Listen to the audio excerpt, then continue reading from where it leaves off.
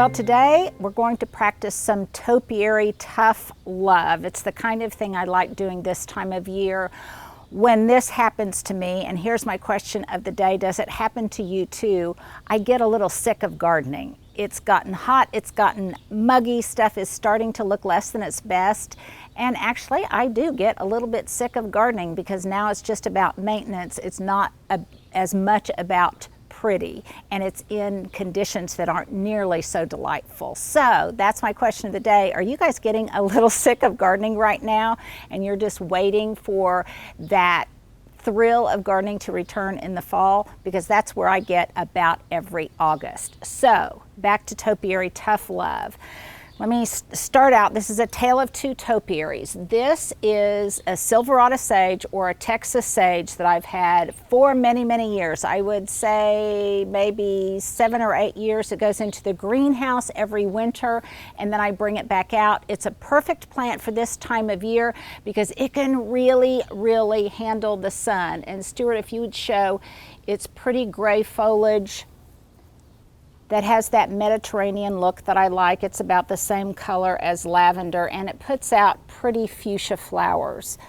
What I don't like about it right now is all of this woodiness and legginess on the interior. So I decided right now, when it was its happiest time of the year, I'm gonna practice some tough love. So let me come over and show you the other one that I already pruned back really hard yesterday. And typically, these sit in the corners of the potager in the back on the east side. That's where they typically reside. It gets really, really strong late afternoon west sun, and this is a great plant for that exposure. So I cut this back hard because they just haven't looked happy. Every year I bring them out of the greenhouse and they've got some kind of infestation, which I then treat with neem oil and insecticidal soap. But they just kept getting leggier and leggier and woodier on the interior. So I decided to prune this back really, really hard. And this is pruned back by probably 1/3 to 1/2. And the other one you can kind of refer back to as a comparison. But look what was exposed when I did that, because a lot of the foliage had started looking like this. Just very, very not happy. And I had thought that that was aphids originally, because when I first took it out of the greenhouse it had aphids and I treated it back then and it looked like it had recovered, but it never really started to flourish like it has in past years. So I cut it back hard and it exposed all of these mealybugs. And this is the one that was in a little bit more shade, and probably it came out of the greenhouse with mealybugs. You can see that white, fluffy, cottony stuff. It's often a problem on house plants. So I have sprayed this. Here's my extra TLC I'm giving it. I sprayed it really, really well with some insecticidal soap. And then the next day I sprayed it with some neem oil to kind of cover all of my bases. I moved it from its shadier location to a temporary location in full sun, which it will love. It will get better air circulation.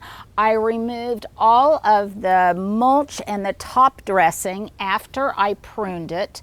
And then I gave it a good shovel full of compost and some fresh gravel. And I will just keep spraying it. And then hopefully what will happen is what is already starting to happen a little bit. And that is, Stuart, if you can show right here, you can see it will put out new growth like that. And that is what I anticipate happening. You can, even down in here, you can see that there's little green buds. So I anticipate that that is what will happen, and this will flush out in fresh and new growth. And if I've missed any of these diseased leaves, I will remove them. And I'm just going to keep an eye on this. But I think with better air circulation, more sun, and a tough love approach to it, that it will be much better and go back into the greenhouse this winter in a much better state.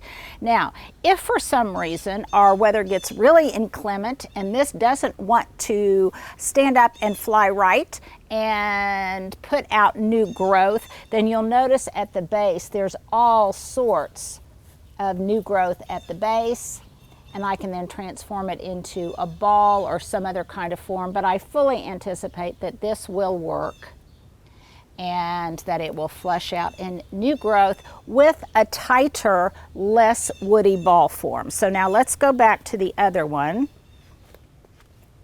and I'll show you how I practice tough love. Now these are the same pruners that I used on that one. Notice these are not the Barnell pruners that I typically use on my boxwood. They're a little bit more delicate with a pointier tip. These have more heft and I think are a little bit better on cutting tough, wider diameter stems. So this should be fine. These are Comfort Gel Coronas. And yes, I did wipe down my blades after I pruned the other one with an insecticidal, a bacterial wipe or disinfecting wipe. You could also spray it with some rubbing alcohol, but probably a lot of us have these wipes from our COVID experience, so I'm using those up. So I'm going to be pretty aggressive about this. Notice that I've put a tarp underneath so I can catch any of what potentially might be the diseased clippings. Again, it's really woody on the inside. But heretofore, I don't see any issues with mealybugs or anything. So I'm just going to be kind of brutal. And I'm going to come in here and really give it a hard prune. Also, this ball on top, Stuart, don't fall, don't trip on my canvas. No injuries today.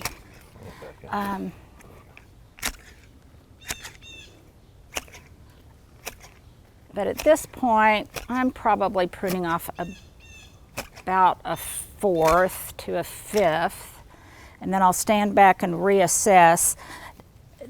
Now, another reason I'm doing this is because I really want to reduce the ball size. I started to say that earlier on top. I'm not paying attention to cutting in between leaf nodes or joints or anything like that. I am just doing a hard shear. Now, you may say, well, could I do this to my pitiful looking topiaries of lavender right now or other forms? I probably would not do it to lavender. They tend to be, at least where I grow in my zone 7, or where I garden in my zone 7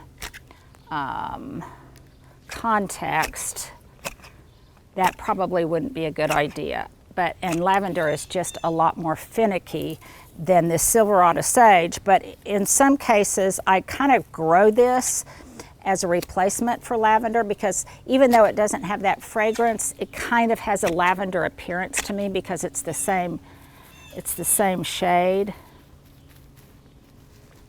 Okay, now this one has more healthy foliage on it than the other. So what I'm going to do is glance back at that one and see how much more I want to cut. And I'm going to cut pretty much more because I want this one to be symmetrical and of the same size as the other one. And again, I'm doing this now, even though temperatures are in the mid to high 90s, because this plant loves the heat. And by the way, if you are looking for a Silverado sage or a Texas sage like this, then now is a good time. Keep it or lose it, Stuart. Lose it. Okay. Now is a good time to look for them because this is when they are at their best and when you can find them in nurseries. But again, in some, if you're in a zone 8 garden, and in some cases in a mild winter in zone 7, this probably will come back, but it has not reliably come back for me. It also has kind of a gray boxwood look that I love. If you live in a zone 8 area and you want a substitute for boxwood, a tough substitute for boxwood, this would be a great alternative.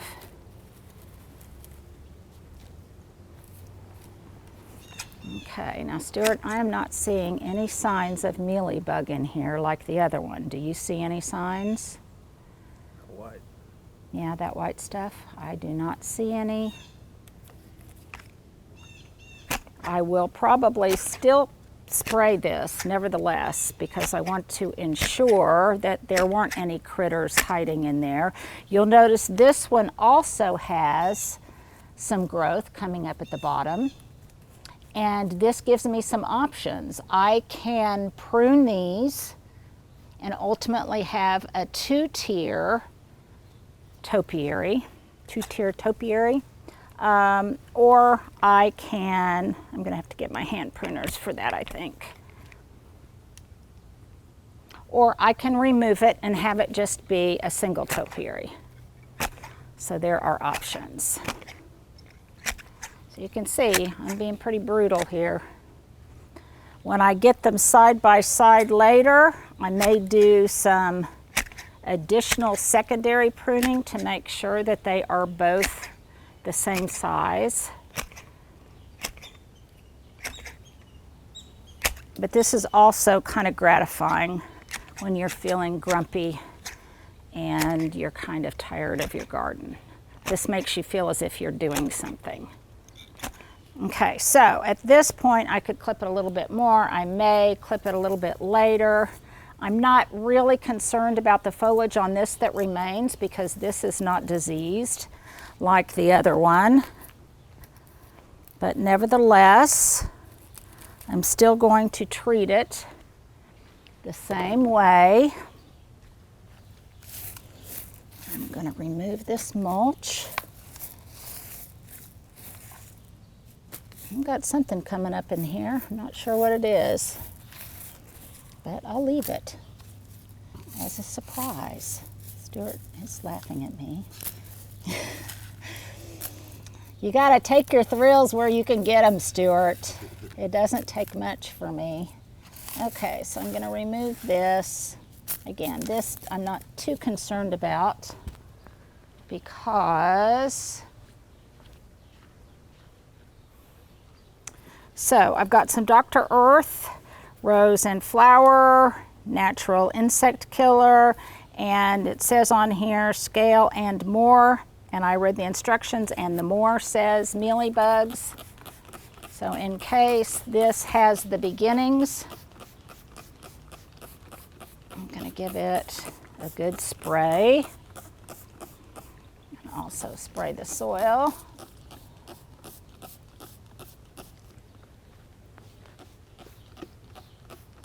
Okay, now Stuart, hold tight, kind of show them some pretties while I go get a shovel full of compost.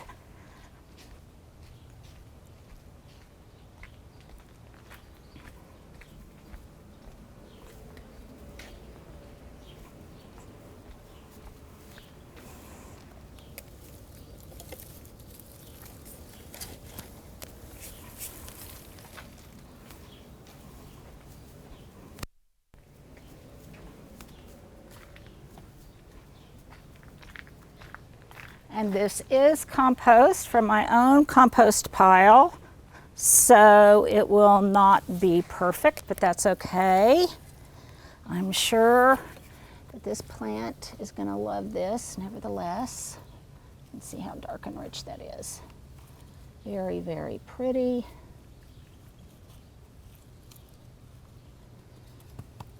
And then one more thing. Of course, my beloved gravel.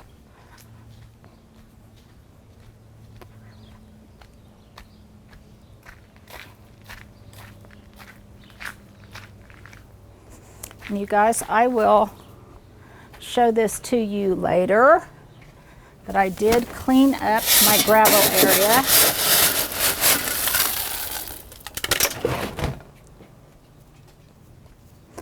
This is one of those cases where I am being intentionally inefficient and not having everything right there at the ready because I can get some steps in.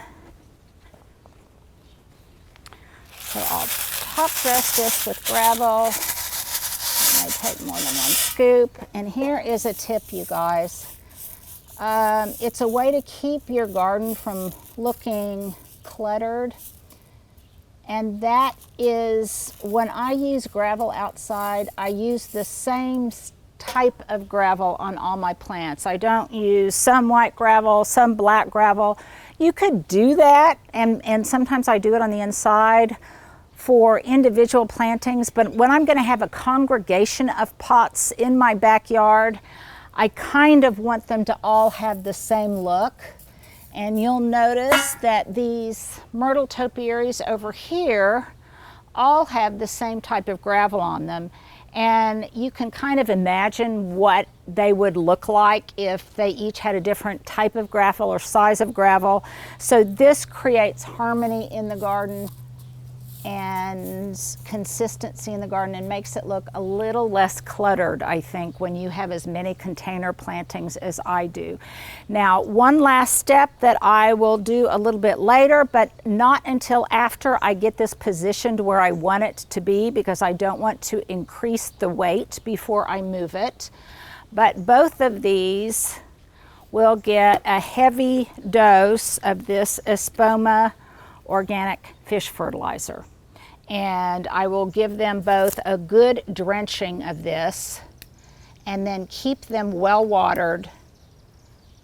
And then I will just keep an eye on them, because I bet I am going to be rewarded with a lot better behavior after my tough love. You guys have a great day.